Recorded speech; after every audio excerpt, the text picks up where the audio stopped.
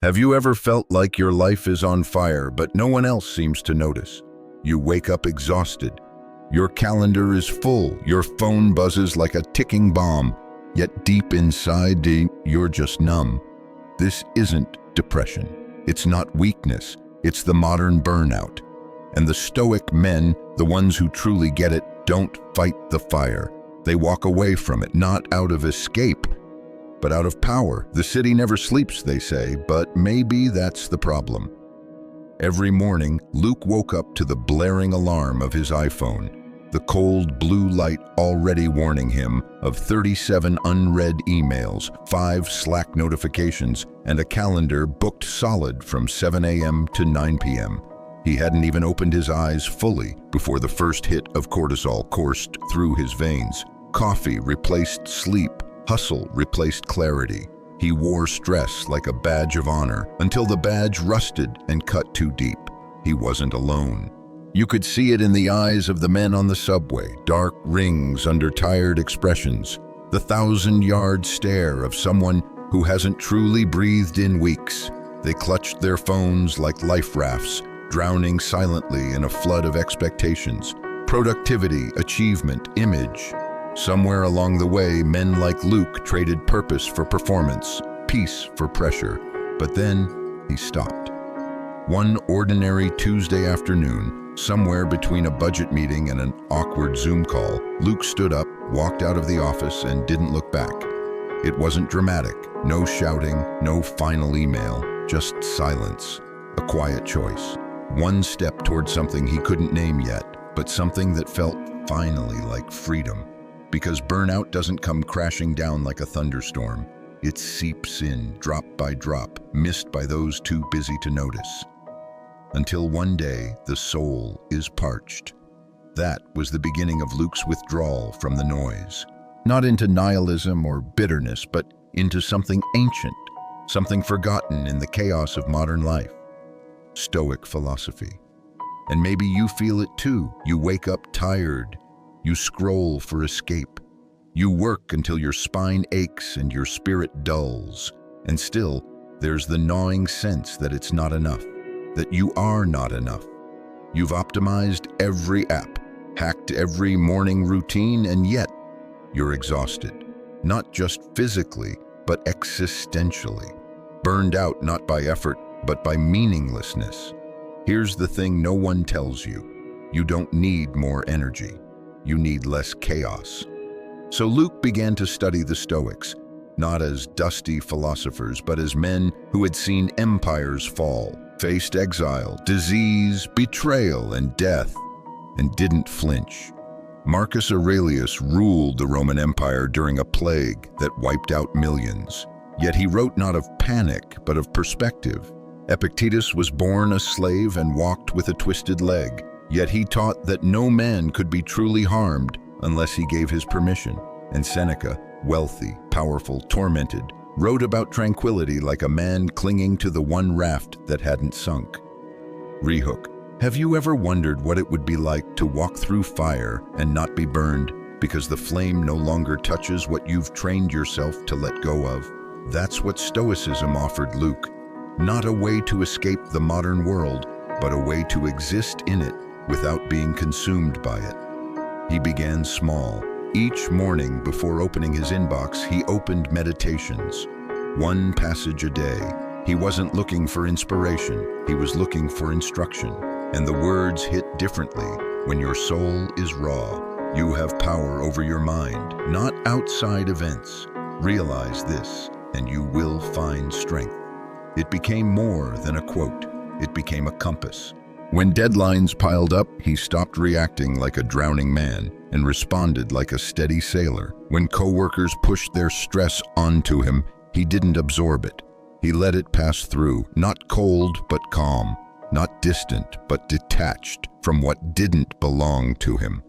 He started walking more, not for exercise but for emptiness, for the rare moment when no one needed anything from him.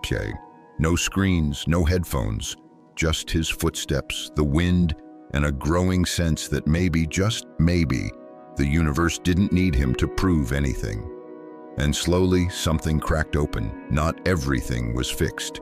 His life was still messy, but the chaos no longer ruled him. His inner world had grown still, like a deep lake untouched by the surface storm. He stopped explaining himself. He stopped apologizing for needing solitude.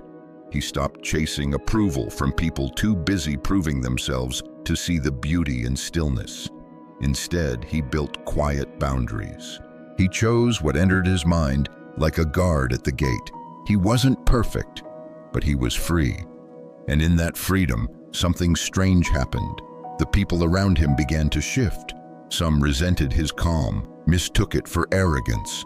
Others gravitated toward it, hungry for that quiet strength that couldn't be faked. His presence became a mirror, revealing to others how far they had wandered from themselves. Rehook. What if the most radical thing you could do in a frantic world was to become unshakably still? That's what Stoicism does, not by turning men into robots, but by waking them up from the fever dream of modern expectations. You see, burnout isn't weakness, it's misalignment. It's the body screaming what the soul has whispered for years. This is not your path. And walking away doesn't mean giving up. It means choosing differently. It means defining success not by noise, but by depth. Not by applause, but by peace. Not by having more, but by needing less. Luke didn't become a monk. He still lived in the city. He still had a job. But now he chose how much of the madness he let in. He stopped worshiping urgency. He stopped running toward things he didn't believe in. He had learned what the Stoics knew. You can't control the world, but you can control what you give your attention to. And in a world that fights for your attention every second, that's real power. And maybe you're wondering, how do you begin? You begin by reclaiming 5 minutes. Not 10, not an hour, just 5 sacred, uninterrupted minutes where you sit with yourself. No phone, no music, no productivity hack, just your breath and the quiet discomfort of being. For many men, that silence is more terrifying than failure, but that's where the real strength is built, in the space between distractions. Luke's first 5 minutes were brutal. His mind raced, he twitched for his phone, he itched for input, but slowly the noise faded. And beneath it, he found something that had been buried for years, a sense of self, no longer defined by achievement. He started journaling, not for Instagram, but for clarity. Each morning he asked one question: what can I control today? And each night, did I live by my values or by someone else's expectations?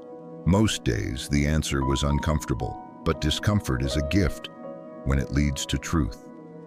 The truth was, Luke didn't need to change careers. He needed to change his posture toward life. He needed to stop bracing for impact and start standing in calm. And the more he stood still, the more clearly he saw what was killing modern men. Not pain, but avoidance. Not failure, but pretending. Pretending to care about things that drain them. Pretending to be okay when they're not. Pretending that burnout is just part of the grind. Rehook. Have you ever felt like you're sprinting on a treadmill? Not to reach something, but to outrun what would catch up if you stopped. Luke had been running from stillness, because stillness forces confrontation with the truth, with emptiness, with the parts of us we've labeled as weak. But the Stoics taught that courage isn't loud. Courage is sitting with what is and saying, I can hold this. He began practicing voluntary discomfort, small acts to strengthen his inner resolve.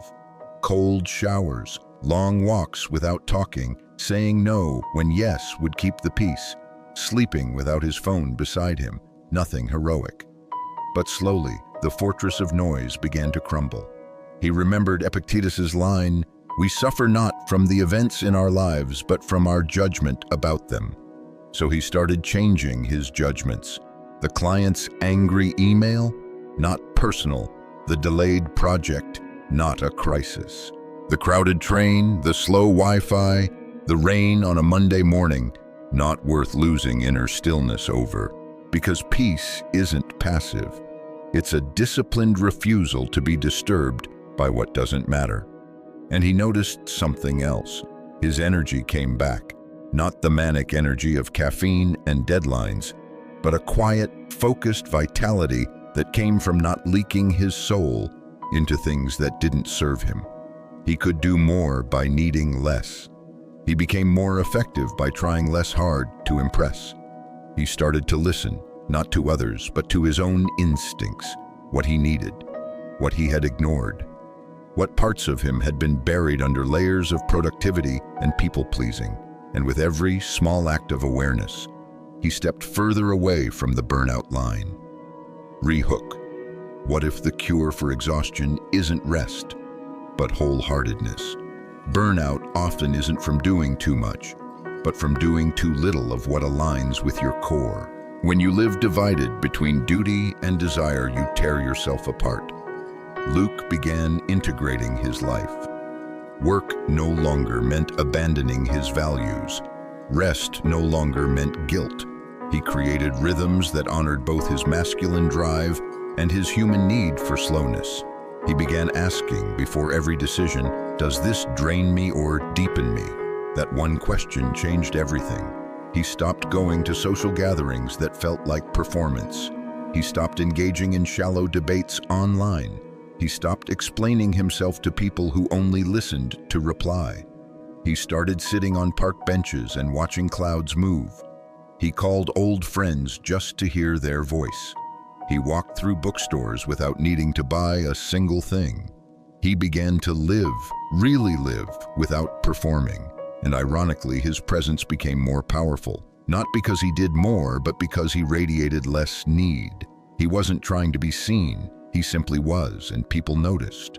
That's the paradox of Stoicism in a noisy age. The less you try to prove your worth, the more undeniable your energy becomes. Women sensed it, colleagues respected it, strangers leaned in, not because he was loud, but because he was centered. He had become a quiet mountain in a world of scattered winds. And yes, the world still spun fast. The city still screamed for attention. But Luke no longer bowed to its rhythm. He carried his own beat. He didn't escape modern life. He transcended it, not by climbing higher, but by sinking deeper. Rehook. If your life feels like a fire alarm you can't turn off, maybe the answer isn't to yell louder, but to walk calmly out of the burning building. That's what Stoic men do. They don't chase chaos, they outgrow it. And Luke realized this wasn't just for him, it was a blueprint for every man who wakes up dreading the day, for every man who scrolls at 2 a.m. trying to fill a hole that cannot be filled, for every man who thinks burnout is just the price of being a provider. There is another way. It doesn't begin with therapy or a sabbatical. It begins with reclaiming your mind, with refusing to be a slave to urgency, with knowing that silence is not emptiness, it's space for your soul to breathe again. Luke's story isn't unique, it's a reflection, a mirror held up to every man who's felt the weight of invisible expectations crushing his chest. And maybe, if you listen closely, your own story is whispering the same invitation. Come back to yourself. Walk away, not in anger, but in clarity, not in defeat, but in peace. There's a particular moment, often quiet, sometimes sudden, when a man realizes he's been living someone else's life. For Luke, it happened while watching a leaf fall from a tree in early autumn. It twisted gently through the air, weightless, without resistance. And he thought to himself, that's what letting go looks like. He had spent years gripping tight to titles, routines, identities that no longer fit. Burnout, he realized, wasn't just about fatigue.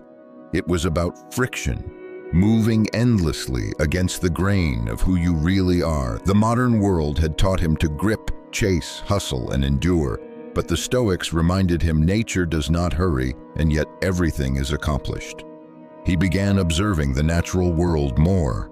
How rivers flowed around rocks instead of fighting them, how trees stood firm without forcing anything. There was a quiet confidence in nature, and it mirrored something within him he had long ignored. The more he listened, the more he saw. Modern men are not weak, they're misdirected. They pour their strength into the wrong containers, into appearances instead of essence, into urgency instead of purpose. And while the world shouted for more productivity, more engagement, more response, Stoicism whispered less, not less passion, not less meaning, but less noise, less drama, less needless reaction, and in that subtraction, something sacred remained. Rehook, maybe what you've been searching for isn't out there in some distant goal, but quietly waiting beneath everything you've been told to become.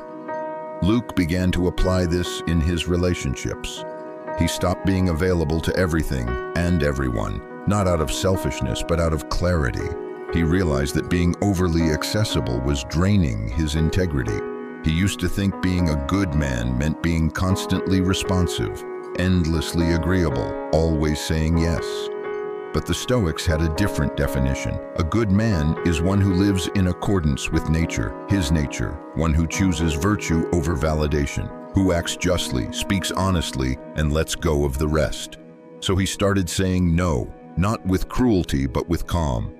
No, I don't want to go out tonight. No, I'm not taking that call during dinner. No, I won't sacrifice my peace to prove I'm enough.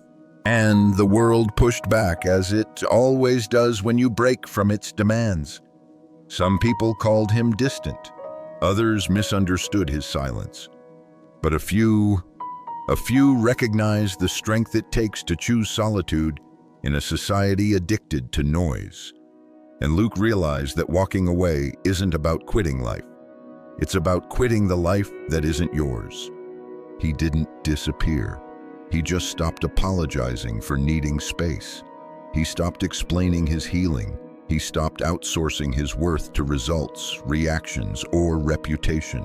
He had found the place within him that was already whole, and he guarded it like a temple. Rehook, when was the last time you felt whole, without achievement, without approval, without explaining a single thing? That's the center Stoicism points to. Not a performance, but a posture. Not a role, but a root. It's the man you are when the noise dies down and no one is watching. Luke began spending more time in nature.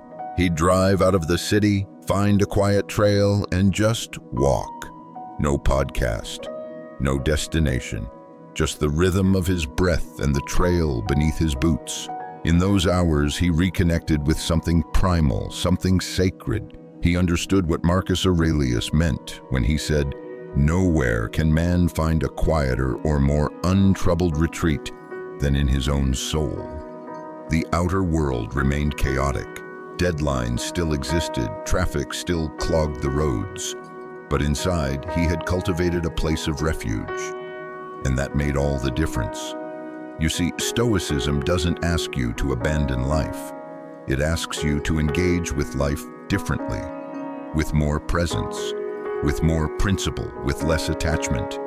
It's not about suppressing emotion. It's about mastering the space between impulse and action. It's about saying, this feeling is strong, but it does not own me. Luke had struggled for years with anger, buried rage from childhood, from corporate betrayal, from his own disappointments. He used to numb it with food, with screens, with endless movement, but now he met it face to face. He wrote it down. He breathed through it. He reminded himself that pain is not the enemy. Attachment to outcomes is. He had expected Stoicism to make him colder, but it made him more compassionate, because now he saw others not as enemies, but as fellow strugglers in the human condition. Their impatience, not personal. Their anger, a symptom of unseen suffering. And suddenly he didn't need to react to every provocation. He didn't need to win every argument. He didn't need to be right. He only needed to be whole. Rehook, isn't it strange how the more you let go, the more grounded you become? Luke's evenings were now marked not by scrolling, but by slowness. He would light a candle, drink tea, and sit in the kind of silence that once terrified him. And in that silence, he heard something he hadn't heard in years, his own intuition. It whispered softly, not in commands, but in nudges. Take this path. Let that go. Say less. Love more. Be still. And slowly, life began to align, not because it got easier, but because he got clearer. Clear on what mattered, clear on what drained him, clear on who he truly was beneath the noise. He still got stressed sometimes. He still made mistakes. But now he didn't spiral. He paused. He reflected. He responded from principle, not panic. Because once you've tasted inner stillness, no amount of chaos feels worth trading it for. Luke began to understand something that no self-help book, no motivational video, no hustle culture guru had ever told him. Peace is not the prize at the end of exhaustion. It's the path you must choose moment by moment, by saying no to what fragments you and yes to what roots you. He used to think power meant dominance. Now he saw that real power was self-possession, to own your reactions, to own your time, to own your energy. The man who cannot be rattled cannot be ruled. This became most apparent in moments that used to trigger him. A rude comment from a colleague, a disappointing message from a friend. The old Luke would stew on it for days, replaying the insult, crafting comebacks in his head. But now he let it pass like weather. Is this within my control, he'd ask. And if the answer was no, he released it. That one question had become his shield, his sword, his daily discipline. He no longer wasted his emotional resources on battles that didn't belong to him. And he started to notice what happened when he stopped reacting. Space opened up, space for clarity, for joy, for deeper connection. The less he let the world own his attention, the more present he became to the beauty already in front of him. One afternoon, as golden light poured through his apartment window, he realized something that made his chest tighten, not with anxiety, but with awe. I haven't been this calm in years. Rehook. Isn't it wild that the greatest breakthroughs often arrive, not with noise, but with a breath? Stillness doesn't shout, it waits. And in that stillness, Luke started to rebuild his life, not as a performance, but as an offering. He no longer rushed to prove his worth. He expressed it simply by being, by choosing presence over pressure, depth over display. When he reconnected with his father after years of distance, he didn't try to impress him. He just showed up, asked real questions, sat in silence when words weren't needed. The Stoics had taught him that the greatest gift you can give another person is the absence of your own neediness. His father didn't say much at first, but near the end of the evening, as they watched the sun dip below the horizon, he said, "You seem different, like you finally belong to yourself."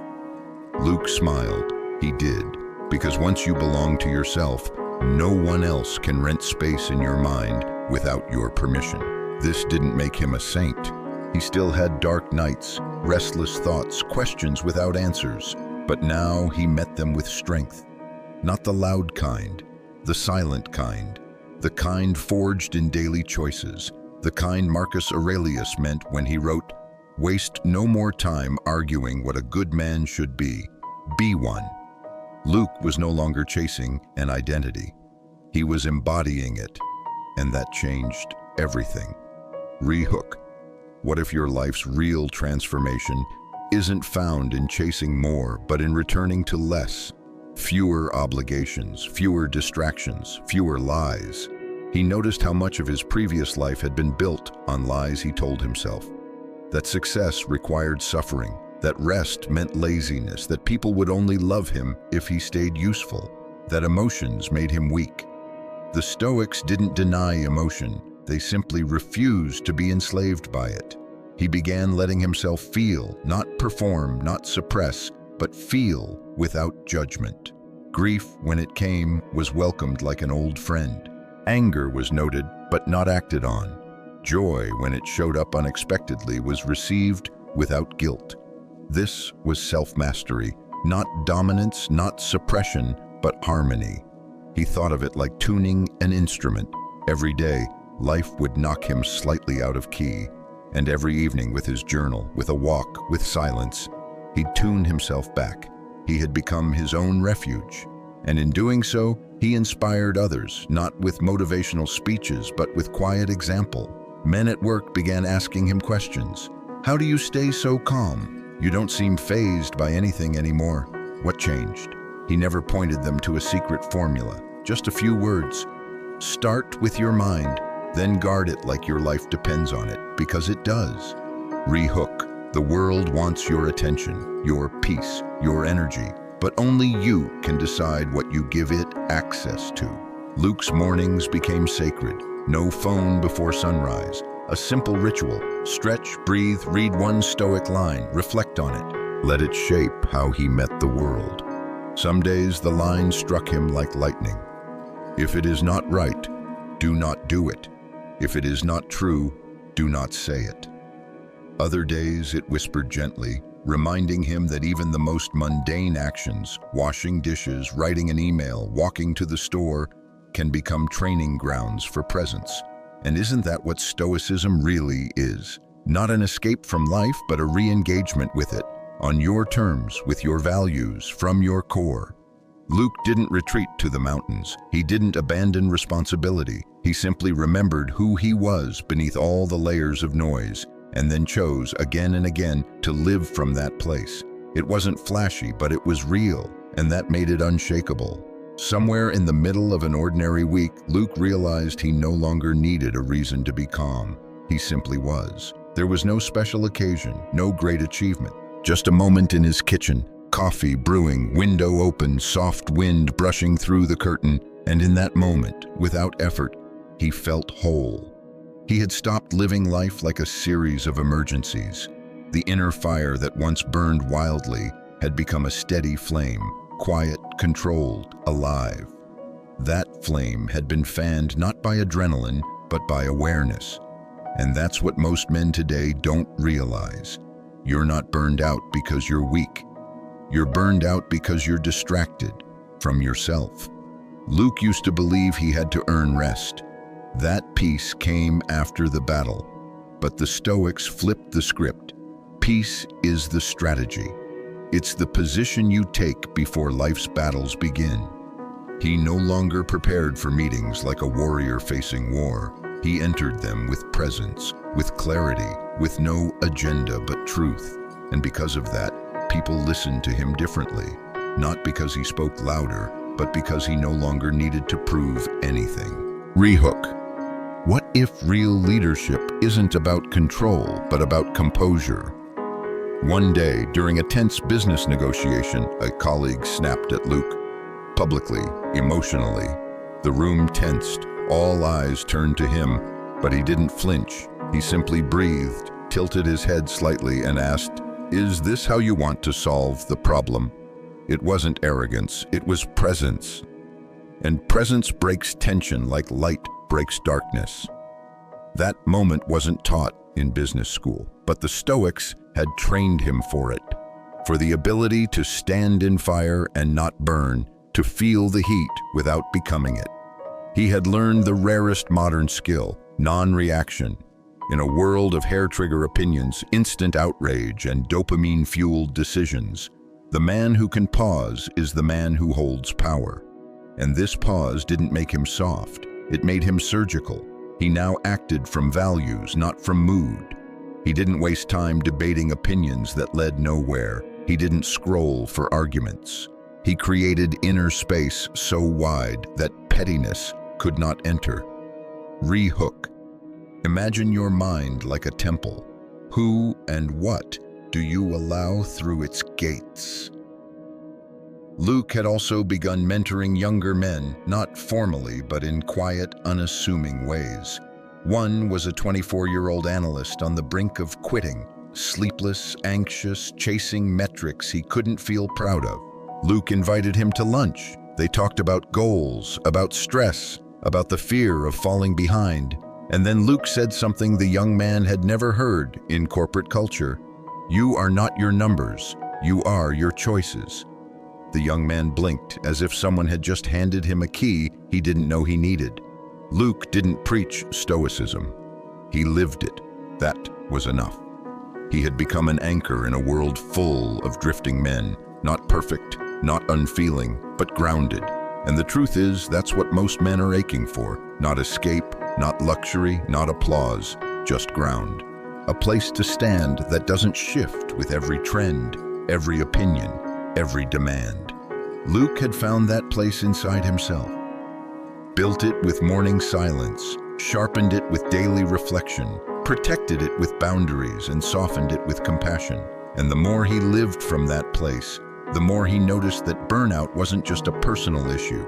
It was a cultural illness, an epidemic of misalignment, men chasing dopamine instead of discipline, validation instead of virtue, distraction instead of direction. And he saw how this played out in real time, at work, in relationships, on screens. You could spot it in their eyes, always elsewhere, always half present, always chasing the next thing that might make them feel whole for a minute. But no app can do what alignment can. No quick fix can replace daily discipline. No external success can fill an internal void. Rehook. So ask yourself, are you burned out, or are you just profoundly disconnected from what actually matters? Luke's transformation wasn't about slowing down, it was about tuning in. He still worked hard, still showed up, still pushed his limits, but now he did it without betraying himself. His energy was no longer scattered. It was focused, like sunlight through a magnifying glass. Not brighter, just clearer, sharper, more intentional. Even his posture changed. He stood differently, walked slower, looked people in the eye, not as a tactic, but because he no longer rushed through life as if trying to outrun something. There was nothing left to run from, and that changed how people responded to him.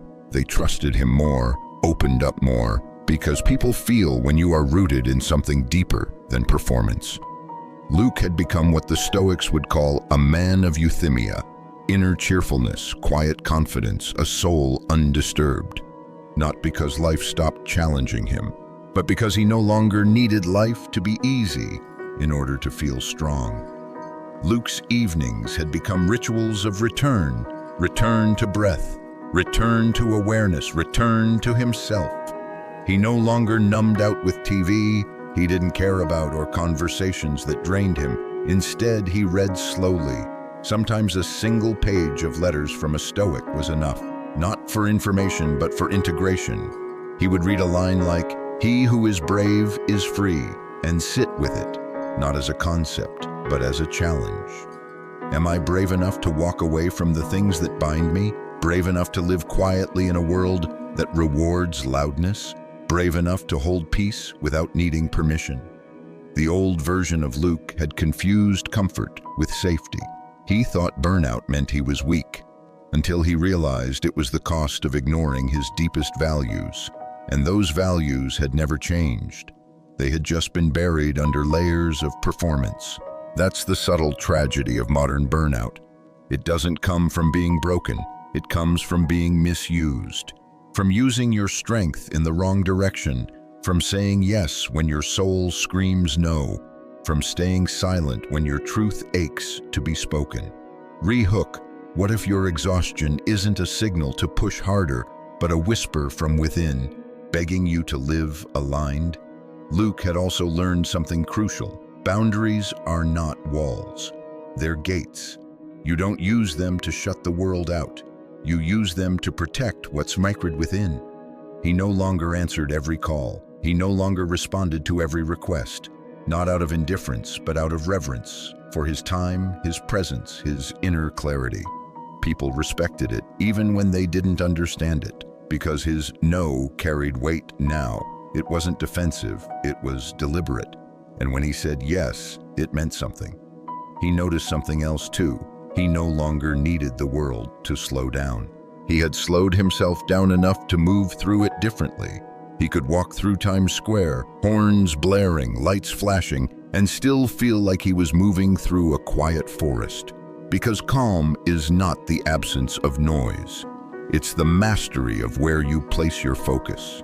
Luke's attention had become his most valuable currency, and he spent it only on what expanded him. Conversations that mattered, work that aligned, moments of real presence.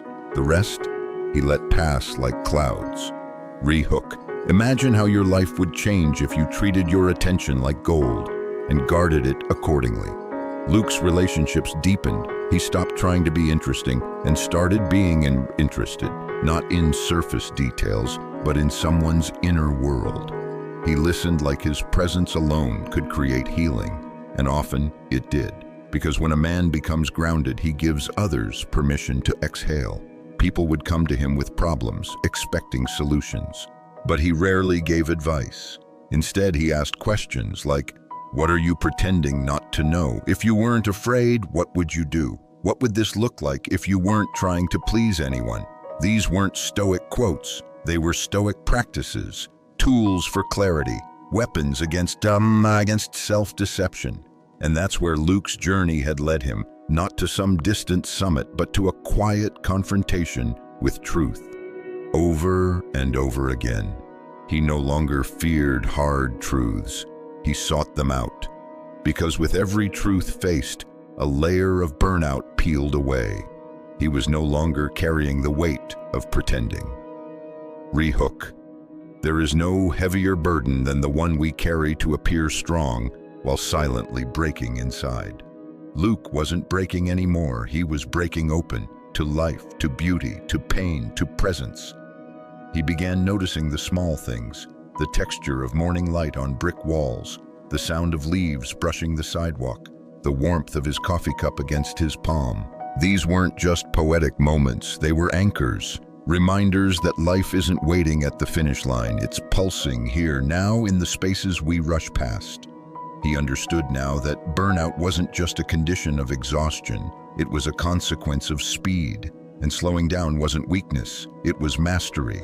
So he simplified: one backpack, fewer clothes, one journal instead of 4 productivity apps, one clear calendar block every morning to do nothing but exist. He let go of what complicated his mind. Because the Stoics knew the more cluttered the soul, the more vulnerable it becomes. And when others asked how he got to this place, he didn't point to a book or retreat. He said the truth plainly: "I just stopped living as if I had to earn stillness." Stillness is not a reward, it's a right. It's our default beneath the noise. We just forget. Luke remembered, and in remembering, he became dangerous, not to others, but to the system that feeds on our distraction. Because nothing is more subversive in today's world than a man who cannot be rushed, cannot be baited, and cannot be broken by things outside his control. Luke had stopped chasing freedom like it was a finish line. He realized true freedom wasn't out there in a new job, a new location, a new identity. It was in dropping everything false he had picked up along the way. Freedom is subtraction, not addition, not more, less. He used to believe that to be valuable, he had to do more, be more, give more, but he finally saw the truth. He was never meant to carry so much. His worth was never tied to the weight of what he could endure. The Stoics taught that the wise man is one who knows what to care about, and just as importantly, what not to. And Luke had begun practicing this, ruthlessly, compassionately, unapologetically. He no longer gave energy to arguments that didn't matter, no longer entertained people who only showed up when they needed something, no longer tried to explain himself to those committed to misunderstanding him. He stopped fighting for spaces that didn't want his presence. He stopped performing for approval he didn't need. Rehook. Sometimes the most stoic thing a man can do is walk away with silence instead of rage. And he walked often, not to escape, but to return, to clarity, to center. He would walk without headphones, letting the city buzz around him while his own internal pace stayed slow, deliberate, letting his breath guide his steps, letting each step remind him, you are alive, you are aware, you are not owned. In those walks, Luke discovered something unexpected. Peace is not a place, it's a frequency. And once you tune into it, the world doesn't stop being loud, but you stop needing to match its volume. He wasn't burnt out anymore, he was simply done with the performance. And when you're done pretending, you can begin being still, being truthful, being whole. Luke stopped asking, what do they want from me? And started asking, what do I truly want to give? He wasn't trying to impress anymore. He was trying to express his essence, his core, his depth. He stopped trying to network and started building real alliances with men who walked the same path. Quiet men, intentional men, men who carried depth, not just ambition. Men who didn't chase status, but practiced presence. Men whose eyes didn't dart around the room looking for attention, but stayed still, centered, focused. Rehook, you don't need more followers. You need a stronger circle, men who sharpen you in silence and stand with you in storms. And Luke was becoming that kind of man, not just for others, but for himself. He no longer sought comfort in being understood. He found comfort in understanding himself. That's the quiet shift that ends burnout. The moment you no longer need the world to give you permission to live aligned. He created a rhythm that honored both stillness and movement. He worked, but not frantically. He served, but not from depletion. He created, but only from overflow. And when he rested fully, with no guilt, no scroll, no mental noise. Just breath, body, earth, sky. There were days he said no to meetings just to walk by the river. Days he skipped content creation to write in his journal. Days he closed the laptop early and went home to nothing in particular, just space. Space to feel, space to be, space to let clarity return, not be forced. The world called it laziness, but Luke knew the man who rests well works wiser, because clarity isn't found in the grind, it's found in stillness. And that clarity, it changes everything. He stopped chasing 5-year plans and started mastering his mornings. He stopped overthinking outcomes and started mastering his reactions. He stopped fearing change and started trusting flow. That's what Stoicism gave him. Not a rule book, but a lens. A way of seeing the world that allowed him to remain steady, even when the world shifted beneath him. It didn't make life easier, it made him stronger, quieter, yes, but more dangerous to the forces that once controlled him. Because a man who no longer fears discomfort, a man who no longer chases praise, a man who no longer needs noise to feel alive, is untouchable. Rehook. The modern world isn't destroyed by chaos. It's destroyed by men who fear solitude. But the Stoic man, he feeds on it. Luke had become that man, not perfect, not above struggle, but awake. He didn't walk away from the chaos to escape it. He walked away to understand it, so he could face it differently when it came back around, because it always does. And when it did, he was ready, not with a stronger to-do list, but with a deeper presence. He didn't respond from urgency anymore. He responded from essence. And in that stillness, there was something regal, something noble, something ancient. He had become a man the world couldn't rush, a man the world couldn't bait, a man the world couldn't burn out again, because he had already burned away everything false.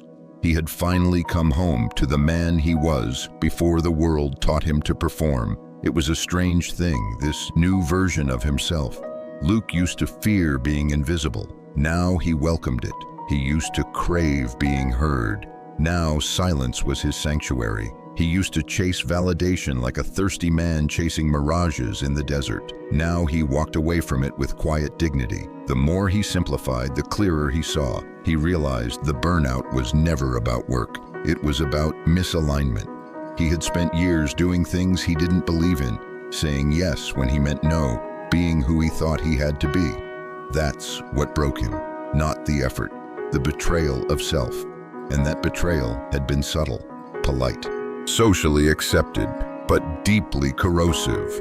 Like a slow poison, it killed his vitality, dimmed his instincts, and numbed his spirit. Until one day he woke up and said, no more apologizing for needing space. No more hustling for approval. No more proving his worth to people too distracted to even see him. He began to live by a different rhythm, a quieter one, a sacred one. He learned the art of non-reaction. He learned to watch without absorbing, to listen without agreeing, to observe without entangling. It wasn't indifference. It was mastery. Re-hook. The Stoic man doesn't suppress emotion, he channels it. Like a river, calm on the surface but with depth underneath.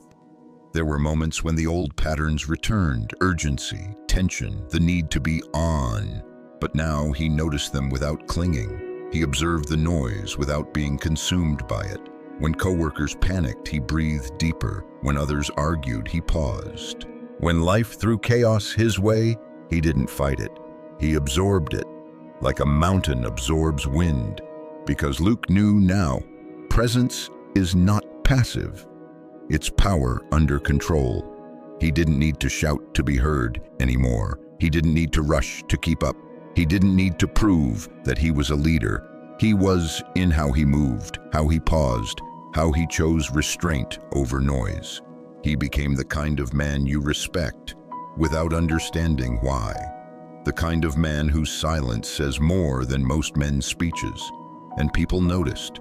Women leaned in closer. Men sat straighter around him.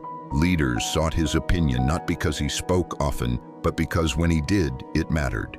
He wasn't trying to stand out. He just wasn't willing to blend in anymore. There's something magnetic about a man who walks his own path, not out of rebellion, but out of clarity. Rehook. In a world obsessed with being seen, the Stoic man becomes irresistible by being deeply rooted in not needing to be. Luke had tasted the quiet power of walking away from what dimmed him, and he would never go back. He now guarded his peace like a warrior guards a sacred temple. Not out of fear, but out of honor for the man he fought so hard to become. He no longer over-explained, no over over-apologized, no longer overextended. He said little, but acted with precision. He didn't make promises. He embodied presence. He didn't talk about his goals. He lived them quietly. Even his solitude was intentional. He spent time alone, not because he feared connection, but because he had finally found inner companionship. That rare space where your own presence is enough, where silence isn't empty, it's full of knowing. He still worked, still built, still served, but no longer from scarcity. His energy came from overflow, not obligation. He would wake early, sometimes before the sun, and sit with his thoughts, not fighting them, just noticing, letting them pass like clouds in the sky. He journaled not for content, but for clarity. He moved his body not for aesthetics, but to stay grounded, alert, present. Each day began not with urgency, but with intention. No phone, no news, just breath, just being. This wasn't escape, it was sovereignty. And in that sovereignty, Luke finally understood. The modern burnout isn't just exhaustion. It's a soul calling you back to yourself. It's not that you're broken, it's that you've been distracted. The chaos of the world isn't your enemy. Your own disconnection is. Luke saw that now, and because of it, he no longer chased peace. He became it. He stopped trying to change the world. He changed his way of walking through it. And that changed everything. There's a trail deep in the mountains that few ever walk, not because it's hidden, but because it demands stillness. It doesn't promise adrenaline, it offers awareness. It doesn't offer trophies, it returns you to yourself. Luke walked this trail once, long after he left the noise behind. No watch, no music, no distraction, just his footsteps, breath, and the crunch of gravel beneath worn boots. Each step stripped away a version of himself he no longer needed. The achiever, the people pleaser, the man who thought suffering made him worthy. And as he climbed, there was no epiphany, no thunderous awakening, only space. Space to feel again, space to breathe again, space to remember that he had always been enough, long before the world taught him to earn it. He reached the summit just as the sun began to rise. It wasn't dramatic. There were no fireworks, only light touching the tops of trees like a gentle hand. Luke didn't cry, didn't speak, didn't try to capture the moment. He let it be. That's the thing about awakening. It's quiet. It doesn't arrive with fanfare. It arrives with release. Release of striving, release of roles, release of the question, am I doing enough? He sat on a rock, legs crossed, back straight, not as a posture of meditation, but as a way of honoring presence, of being fully here, no longer fleeing the moment, no longer wishing it was different, just this breath, just this sky. And in that stillness, a realization passed through him like wind. The man he had been chasing was never somewhere else. He had just been buried under noise, pressure, and forgetting. Rehook, final. The modern Stoic doesn't seek power in the world. He reclaims it from within, not with force, but with absence of noise, with the courage to walk alone until he meets himself again. Luke rose, dusted off his palms, and turned to descend. The mountain did not applaud. The trees did not bow, but something eternal inside him had shifted. He no longer needed to burn out to be reborn. He just needed to return to silence, to stillness, to the unshakable man within. And as he walked back down, the world didn't change. But he had. And that was enough. Perhaps you too feel that pull, not to run, but to return, to silence, to clarity, to yourself. If something in this story echoes within you, then maybe it's time to stop scrolling, stop chasing, and simply sit with the question, what are you really carrying that you no longer need to? You don't have to answer out loud, but if you're ready to explore what walking away truly means, stay. There's more to come.